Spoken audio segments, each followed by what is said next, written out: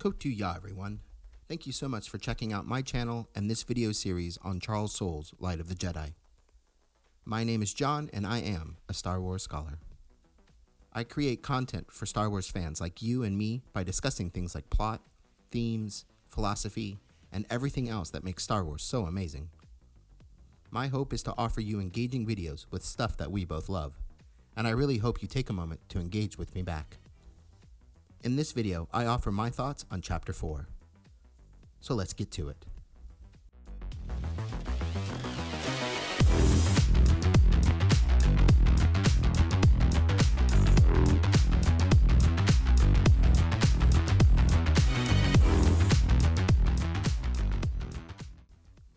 This short chapter introduces Jedi Master Avar Kriss and the Third Horizon, which is the flagship of the Republic Defense Coalition.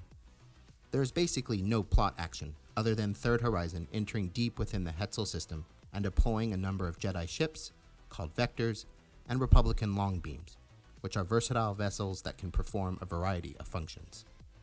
The only other things that happen are Avar Kriss taking off her cape, sitting on the floor of the bridge, and beginning her meditation with the Force. The focus of this chapter is not on plot progression, but character introduction. Notably, there are two introductions in this chapter, that of Avar Kriss and that of the Third Horizon. Both are representative of the best each side has to offer. Both are represented as fine works of art in their appearance. Third Horizon is literally called a work of art that represents the grandeur of the Republic, and Kriss is wearing her ceremonial robes of white and gold. Kriss's lightsaber has a spiraling incised line of bright green sea stone, which matches the color of her lightsaber when activated. The Jedi and those who travel with them are immediately distinguished from the anomalies that are plaguing the Hetzel system. While the anomalies, which are formless chunks of debris from the Legacy Run, enter at the far end of the system and travel at tremendous speeds towards the sun, planet, and its two moons, and thereby threatening its inhabitants, the Third Horizon enters deep within the system and rapidly slows to conventional speeds.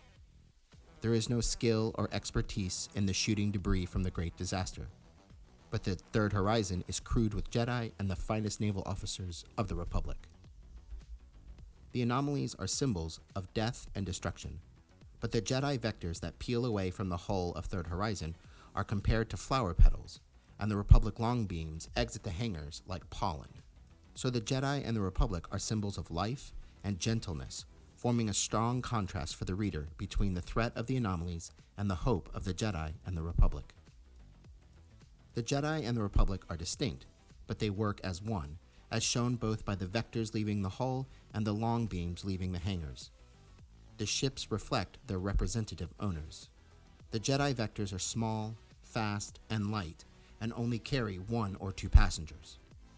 The longbeams are extremely versatile ships that can perform a number of different functions and can be crewed with varying numbers to fit the needs of the mission. Kriss and Admiral Pevel Cornara also work together as representatives of the Jedi Order and the Republic. There is no conflict or discussion about the decision to help Hetzel, nor is there any conflict or discussion on who should take the lead in the mission. Cornara and Kriss complement each other's strengths, and each use those strengths to support and benefit the other person. It is, in simple fact, an idealized picture of how the Jedi and the Republic are supposed to work.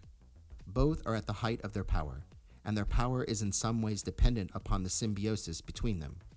Without the proper support of the Republic, the Jedi fall. Without the Jedi, the Republic falls. After the description of Kriss's lightsaber, there is a phrase that emphasizes a point made in the previous video.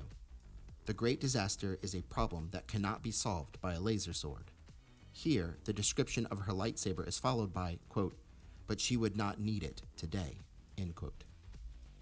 Finally, in many instances in the Star Wars universe, when a Jedi begins to meditate and dive into the Force, non-Force sensitive onlookers are usually shocked and fascinated.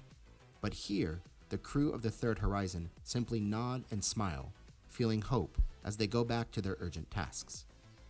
Such as it should be. Hope should follow the Jedi, especially when that Jedi begins meditating on the Force. Thanks for sticking around until the end of this video. Please drop a like if you think this video deserves it, and comment if you would like to add your thoughts. Also, check out my other videos in this playlist on Charles Soule's Light of the Jedi, or any of my other videos. Until next time, my friends, stay on target, and may the Force be with you.